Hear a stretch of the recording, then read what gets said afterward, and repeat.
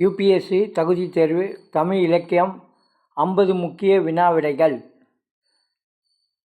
தமிழின் மிக பழமையான இலக்கண நூல் எது? தொல்காப்பியம். 8 தொகை நூல்களில் முதலாவது வைத்து எண்ணப்படும் நூல் எது? நற்றிணை. இரட்டை காப்பியங்கள் என்று அழைக்கப்படுபவை எவை? சிலப்பதிகாரம் மற்றும் மணிமேகலை. சிலப்பதிகாரத்தின் 3 காண்டங்கள் எவை? புகார் காண்டம், மதுரை காண்டம், வஞ்சி காண்டம். பத்திப்பாட்டு நூல்களில் மிகச்சிறிய நூல் எது? முல்லைப்பாட்டு 103 அடிகள். திருக்குறளில் உள்ள மொத்த அதிகாரங்கள் மற்றும் குறட்பாக்களின் எண்ணிக்கை எவ்வளவு? 133 அதிகாரங்கள் மற்றும் 1330 குறட்பாக்கள். வேளாண் வேதம் என்று அழைக்கப்படும் நூல் எது? நாலடியார். திருக்குறளுக்கு முதலில் உரை எழுதியவர் யார்? தருமர். சிறந்த உரை எழுதியவர் பரிமேலழகர்.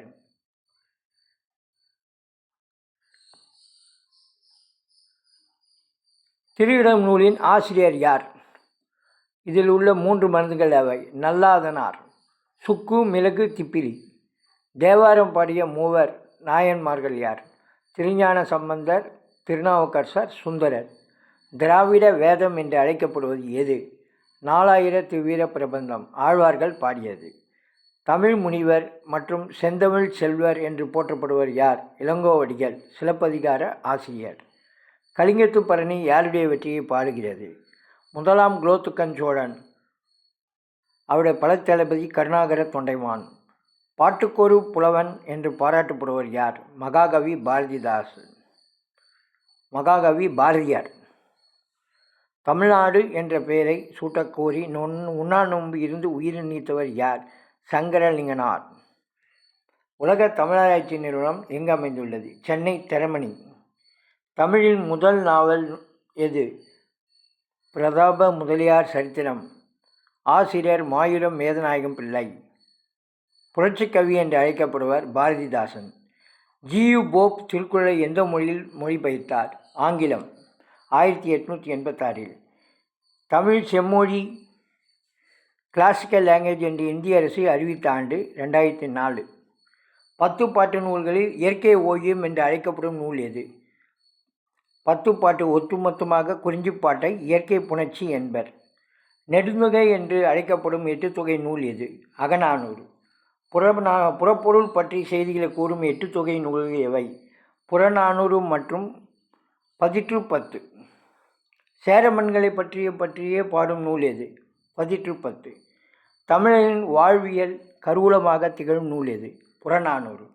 முல்லைப்பாட்டு நூலின் ஆசிரியர் யார்? நப்பூதனார். மதுரையின் சிறப்புகளை பாடும் 10 பாட்டு நூல் எது? மதுரை காஞ்சி. குட்டி திருக்குறள் என்று அழைக்கப்படும் நூல் எது? நாலடியார். பழமொழி 400 நூலின் ஆசிரியர் யார்? மூன்றுரை அரியனார். ஏலாதி நூலில் குறிப்பிடப்படும் மருந்து பொருட்கள் யாவை? 6. ஏலம், லவங்கம், நாவுற்றுப்பூ, சுக்கு, மிளகு, திப்பிலி. ஆசாரக்கோவை என்பதன் பொருள் என?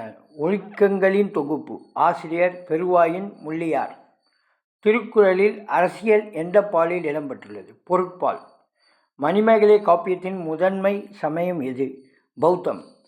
விருத்தப்பா என்னும் பாவகையால் ஆன முதல் காப்பியம் எது? சீவக சிந்தாமணி. கம்பராமாயணத்திற்கு கம்பரிட்ட பெயர் என்ன? ராமாவதாரம். பெரிய புராணத்தை இயற்றியவர் யார்? சேக்கிழார். 900 எந்தெந்த மன்னர்களை பற்றி பாடுகிறது? சேர, சோழ, பாண்டிய மன்னர்கள். தமிழ் விடு தூது நூலின் பாடத்திடை தலைவன் யார்? மதுரை சொக்கநாதன். தனித்தமிழ் இயக்கத்தின் தந்தை என்று அழைக்கப்படுவர் யார்? மரமலை அடிகள். மொழி ஞாயிறு என்று அழைக்கப்படுவர் யார்? தேவநய பாவனர். உரைநடை சக்கரவர்த்தி என்று போற்றப்படுவர் யார்? ஆறுமுக நாவலர். இருண்ட வீடு மற்றும் அழகின் சிரிப்பு நூல்களின் ஆசிரியர் யார்? பாரதிதாசன்.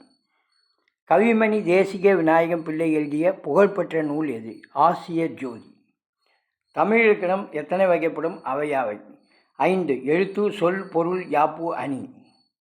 திராவிட மொழிகளின் ஒப்பிலக்கணம் என்ற நூலை எழுதியவர் யார்? Robert Caldwell. உலக தமிழ் மாட்டை முதலில் நடத்தியவர் யார்? தனிநாயக அடிகள். 1966 கோலாலம்பூரில். ஆயுத எழுத்து வேறு பெயர்கள் யாவை? முப்புள்ளி, முப்பாற்புள்ளி, தனிநிலை.